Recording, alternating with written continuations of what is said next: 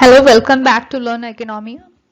Having discussed Harrod-Dorman model, here in this video I'll be dealing with Solo growth model. So this video is actually divided into several segments. The first part of this video actually gives a gist or a natural point of view of what the model is all about. So it gives a brief idea about what Solo model is.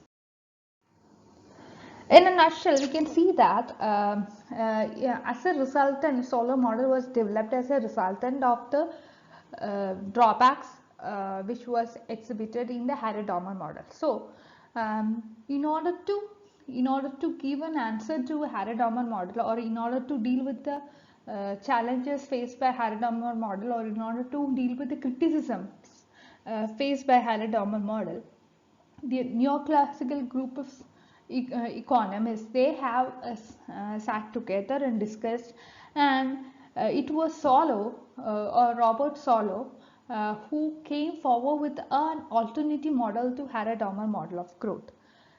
Solow model ensures a steady growth in the long period without any kind of pitfalls. Thus, Solow assumed that Harrod-Dorman model was based on some unrealistic assumptions like factor proportions, which was assumed to be fixed in the Harrod-Dorman model, constant capital output ratio, etc. In his model, what Solow has done is that he has dropped many of these assumptions while formulating his model of long-run economic growth. Solow shows that by the introduction of the factors influencing economic growth, Harrod-Dorman's model can be rationalized and instability can be reduced to some extent by dealing with the unrealistic assumptions which Solow identified in Harrod-Dorman's model. So Solow has shown that if technical coefficients of production are assumed to be variable, the capital labor ratio may adjust itself to equilibrium ratio in course of time. In Harrod-Dorman model of steady growth, the economic system attains a knife-edge balance of equilibrium in the long run period. This is what we have seen in the Harrod-Dorman model. So this balance is established as a result of pulls and counterpulls exerted by natural growth rate, which depends upon the factors like increase in labor force, etc.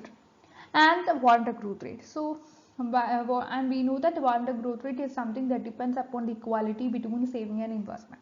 How so? This equality between the natural growth rate and Warner growth rate in Harrod-Dorman model is considered as a knife-edge equilibrium. However, the key parameter in the Solow model is substitutability between capital and labor. Whereas in the Harrod-Dorman model, we have assumed that there is no chance for substitutability.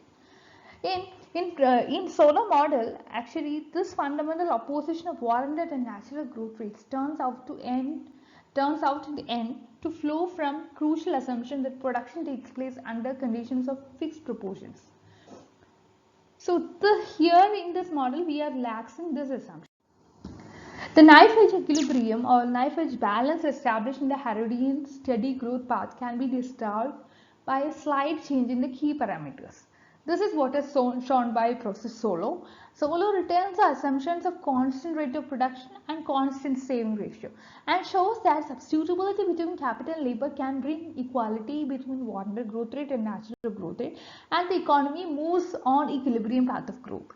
In other words, Solow says that the delicate balance between Warner growth rate and natural growth rate. This depends upon the crucial assumption of fixed proportion in production. So this knife-edge equilibrium between Warner growth rate and natural growth rate will disappear if the assumption is removed. What Solow has done is that he has provided a solution to twin problems of disequilibrium between Warner growth rate and natural growth rate, and also instability in the capital system.